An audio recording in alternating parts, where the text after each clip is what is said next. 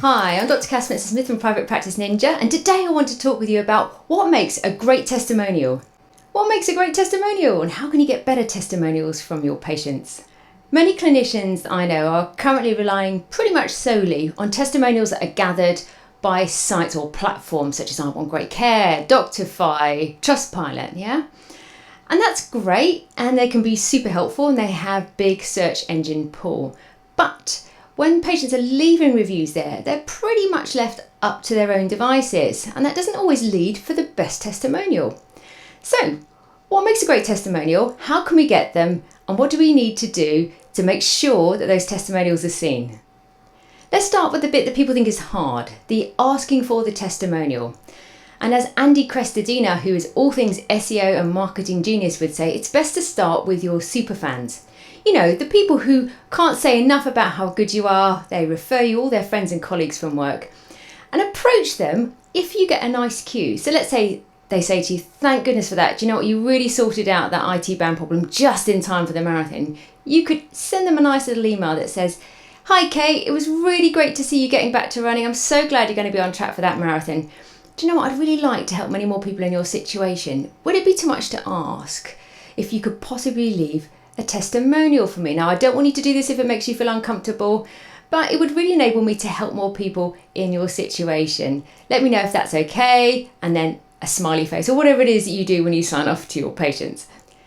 You could go one step further and put a little PS and say, if it helps, I can send you a few questions that would prompt you about the kinds of things it's helpful to say. So what makes a really compelling testimonial? Well, some testimonials leave us a little bit, So here's an example of a really compelling testimonial. It's a fantastic testimonial to an amazing podiatrist, Diane of Potty Purple Pod, okay? And she's an expert in treating people who've got toenail problems, particularly fungal toenail problems. So this is a lengthy testimonial that's left by a patient. The patient talks about how she suffered with ongoing toenail fungus problems on several toes for many, many years, and she'd seen all these experts and tried all this over-the-counter stuff.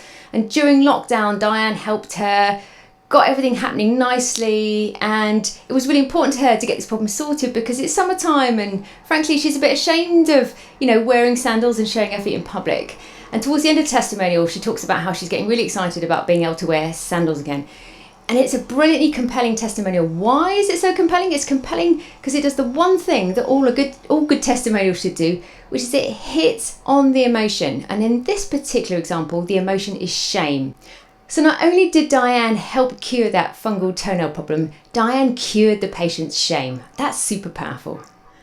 Now, patients aren't necessarily adept at writing brilliant testimonials. Think about it. The last time you were asked to write a testimonial, you may have thought, I'm not quite sure what to write, and you probably came up with a few platitudes, and it sounded nice, and you thought it was okay.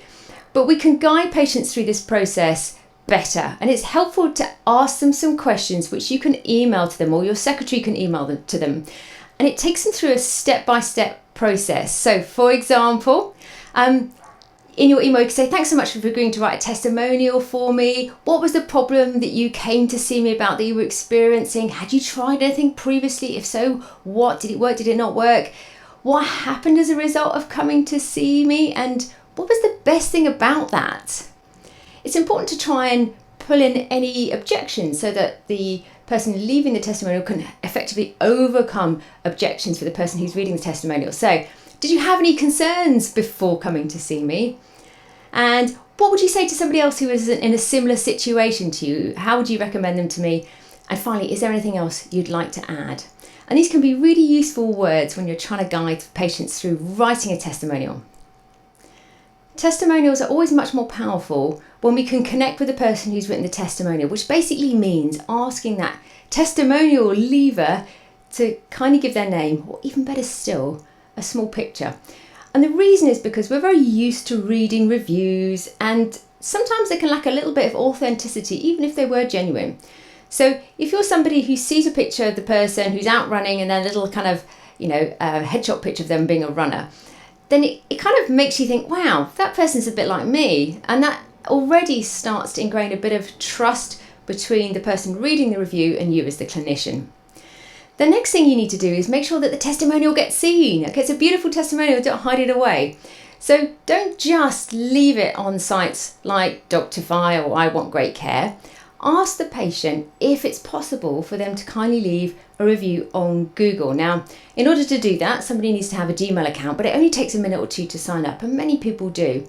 And you can make it super easy for them by sending them the little URL link that effectively pops up when somebody clicks on the blue button that says write a review. So if you have a Google My Business page, you can scroll down a wee bit, you'll see the write a review section. If you click on that, you'll see this section pop up. There'll be a few blank stars, and at the top, you'll be able to find the URL. Now it's going to be long and numbery and wordy, so compress it down using a link shortener such as bit.ly.com and send that little link again in an email to the patient, making it super easy. And finally, ask if they wouldn't mind leaving a testimonial on your LinkedIn profile.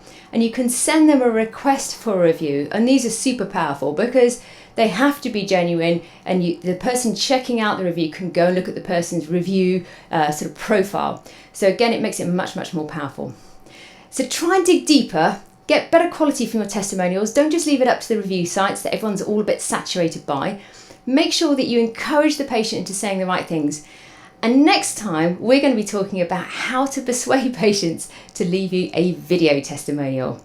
I'm Dr. Cass Spencer-Smith at Private Practice Ninja, and I'll see you next time.